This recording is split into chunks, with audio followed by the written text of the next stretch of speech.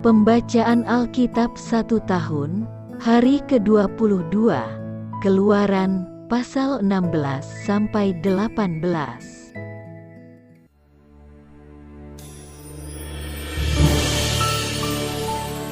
Keluaran pasal 16 ayat 1 sampai 36.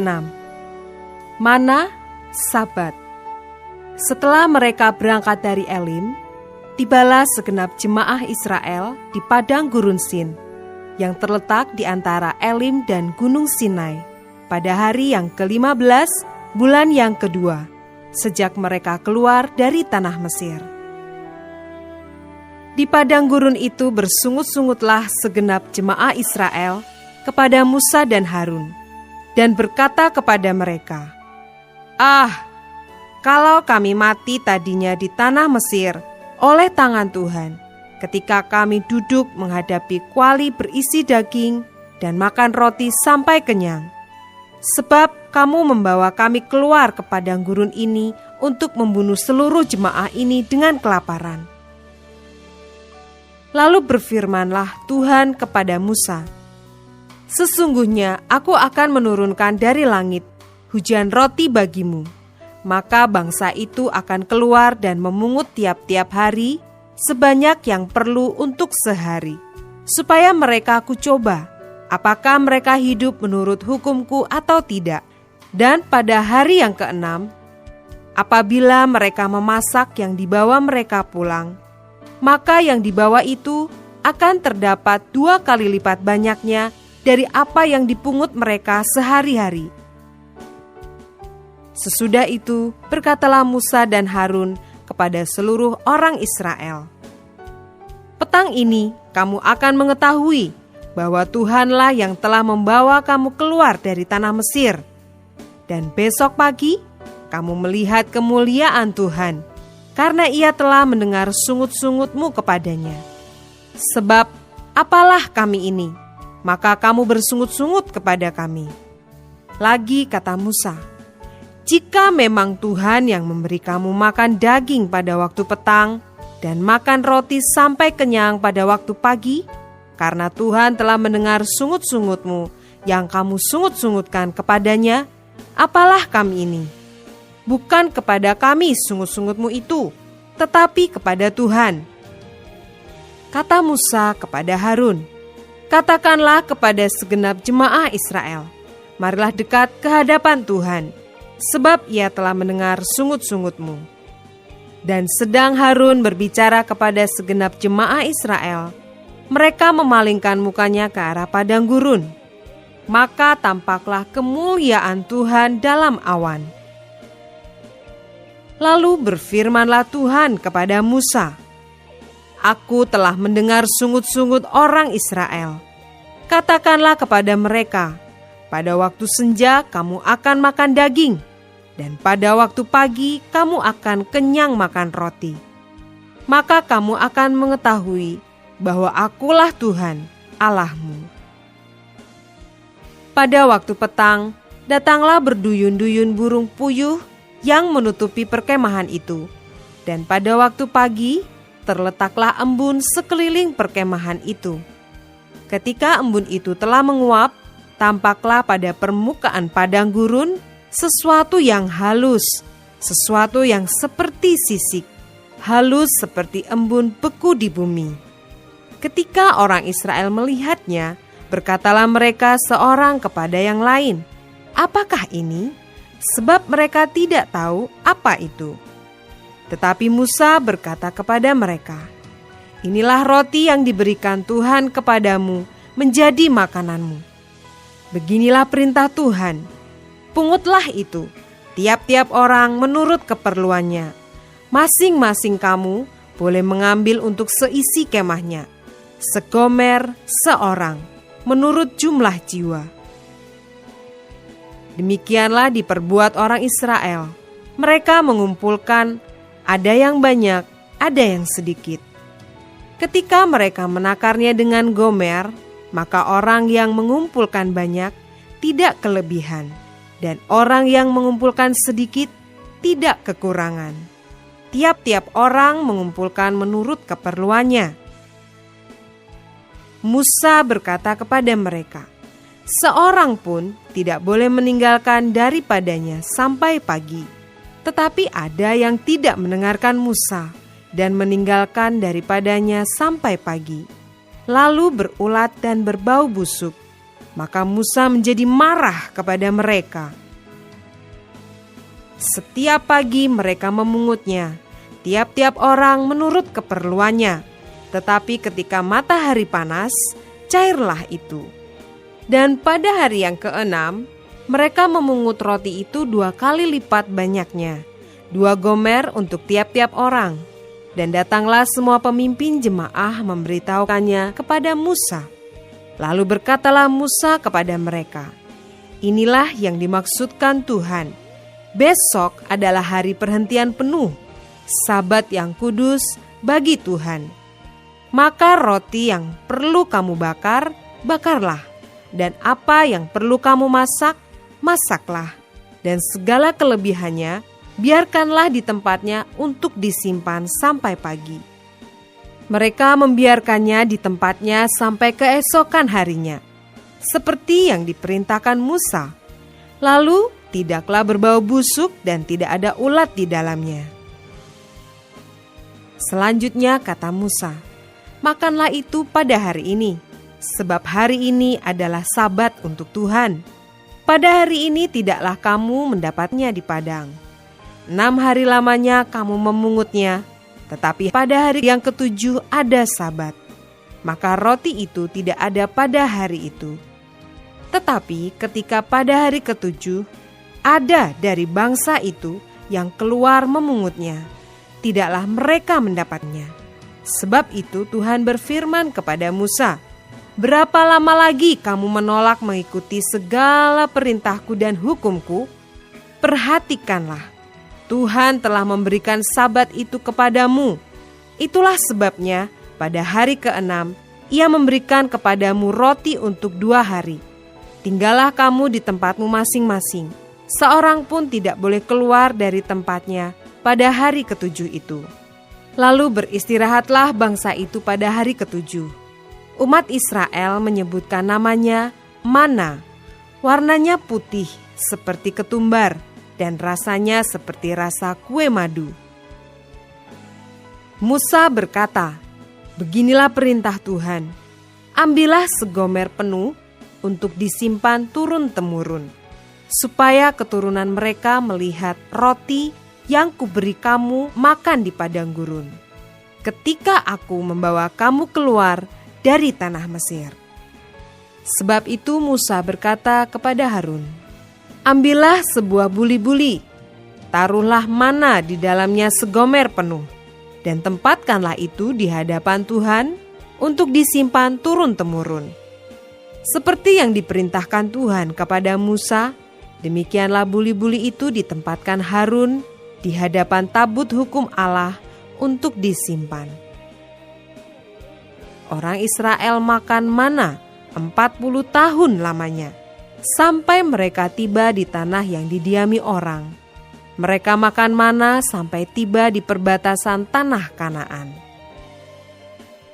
Adapun segomer ialah 1/10 eva.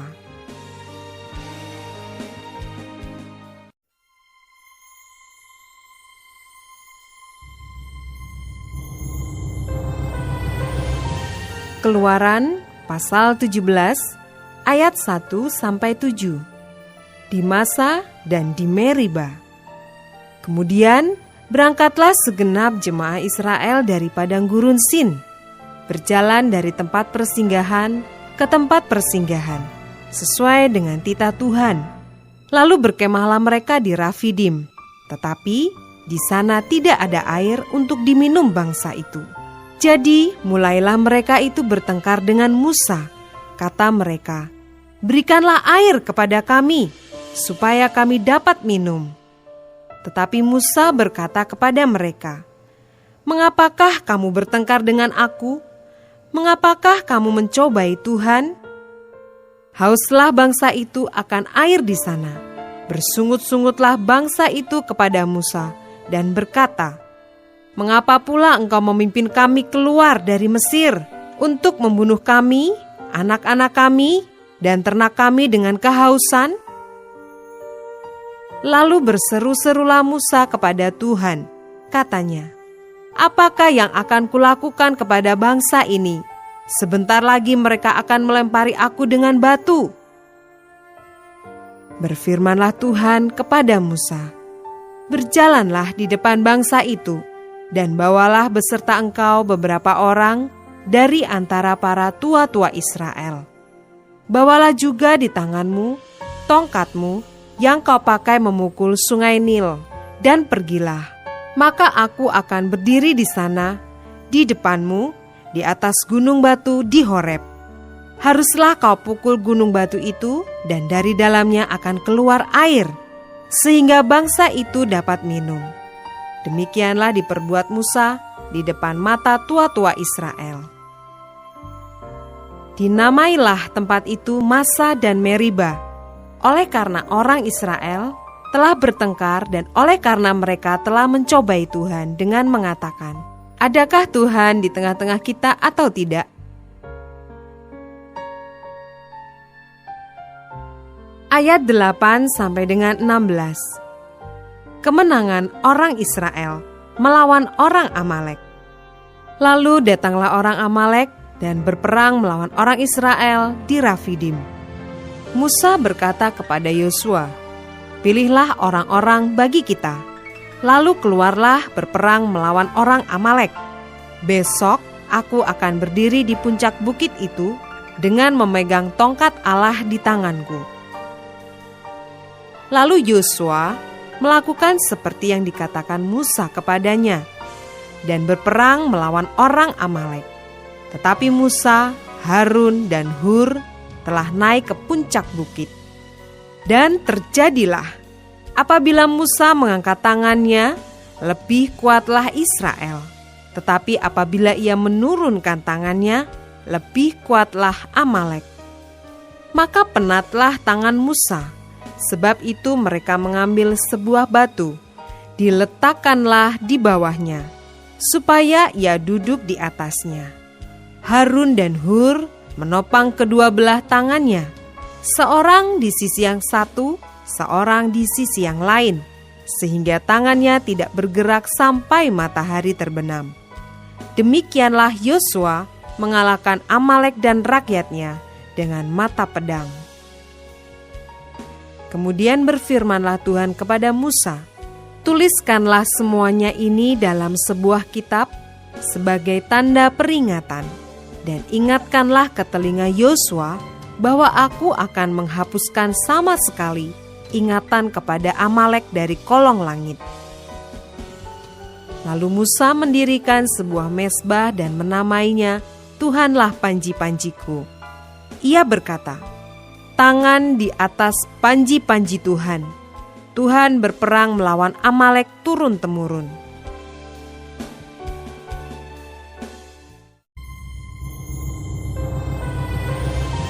Keluaran pasal 18 ayat 1 sampai 12. Yitro mengunjungi Musa. Kedengaranlah kepada Yitro imam di Midian, mertua Musa, segala yang dilakukan Allah kepada Musa dan kepada Israel umatnya, yakni bahwa Tuhan telah membawa orang Israel keluar dari Mesir. Lalu Yitro mertua Musa membawa serta Zipora istri Musa yang dahulu disuruh Musa pulang, dan kedua anak laki-laki Zipora, yang seorang bernama Gersom, sebab kata Musa, "Aku telah menjadi seorang pendatang di negeri asing," dan yang seorang lagi bernama Eliezer, sebab katanya, "Allah Bapakku adalah penolongku dan telah menyelamatkan aku dari pedang Firaun."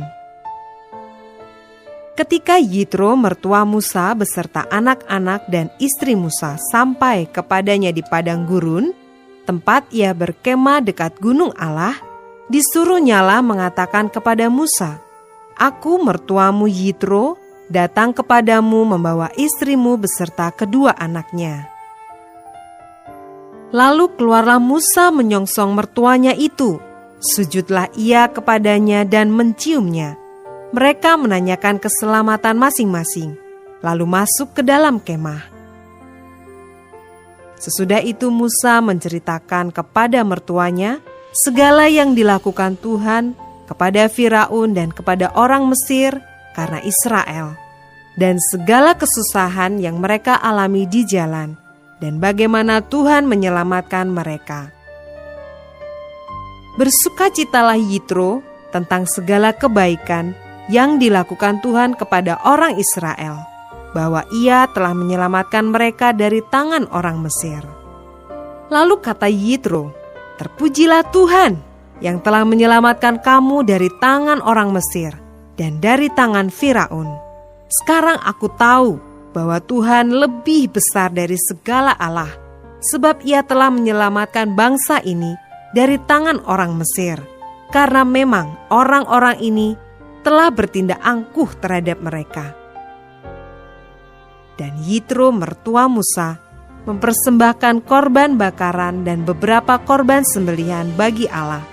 Lalu Harun dan semua tua-tua Israel datang untuk makan bersama-sama dengan mertua Musa di hadapan Allah.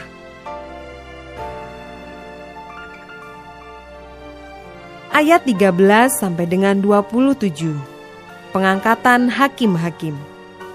Keesokan harinya, duduklah Musa mengadili di antara bangsa itu, dan bangsa itu berdiri di depan Musa dari pagi sampai petang. Ketika mertua Musa melihat segala yang dilakukannya kepada bangsa itu, berkatalah ia, "Apakah ini yang kau lakukan kepada bangsa itu? Mengapakah engkau seorang diri saja yang duduk, sedang seluruh bangsa itu berdiri di depanmu dari pagi sampai petang?" Kata Musa kepada mertuanya itu, "Sebab bangsa ini datang kepadaku untuk menanyakan petunjuk Allah. Apabila ada perkara di antara mereka, maka mereka datang kepadaku, dan aku mengadili antara yang seorang dan yang lain. Lagi pula aku memberitahukan kepada mereka ketetapan-ketetapan dan keputusan-keputusan Allah." Tetapi mertua Musa menjawab, "Tidak baik seperti yang kau lakukan itu. Engkau akan menjadi sangat lelah, baik engkau, baik bangsa yang beserta engkau ini. Sebab pekerjaan ini terlalu berat bagimu. Takkan sanggup engkau melakukannya seorang diri saja. Jadi sekarang, dengarkanlah perkataanku. Aku akan memberi nasihat kepadamu, dan Allah akan menyertai engkau. Adapun engkau, wakililah bangsa itu di hadapan Allah, dan kau hadapkanlah perkara-perkara mereka kepada Allah. Kemudian haruslah engkau mengajarkan kepada mereka ketetapan-ketetapan dan keputusan-keputusan, dan memberitahukan kepada mereka jalan yang harus dijalani dan pekerjaan yang harus dilakukan. Di samping itu, kau carilah dari seluruh bangsa itu orang-orang yang cakap dan takut akan Allah, orang-orang yang dapat dipercaya, dan yang benci kepada pengejaran suap. Tempatkanlah mereka di antara bangsa itu menjadi pemimpin 1.000 orang, pemimpin 100 orang, pemimpin 50 orang, dan pemimpin 10 orang. Dan sewaktu-waktu mereka harus mengadili di antara bangsa, maka segala perkara yang besar haruslah dihadapkan mereka kepadamu. Tetapi segala perkara yang kecil diadili mereka sendiri. Dengan demikian mereka meringankan pekerjaanmu, dan mereka bersama-sama dengan engkau turut menanggungnya. Jika engkau berbuat demikian dan Allah memerintahkan hal itu kepadamu, maka engkau akan sanggup menahannya, dan seluruh bangsa ini akan pulang dengan puas, senang ke tempatnya."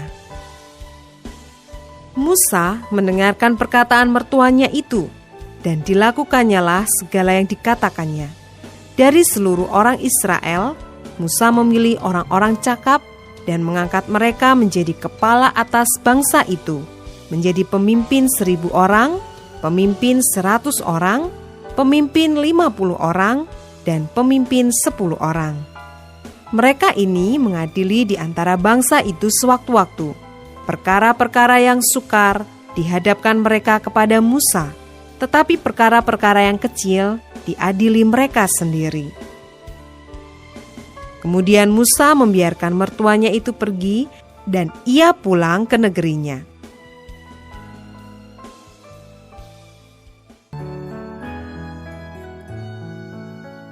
Demikianlah pembacaan Alkitab 1 tahun di hari ke-22. Yang berbahagia ialah mereka yang mendengarkan firman Allah dan yang memeliharanya. Tuhan memberkati. Amin.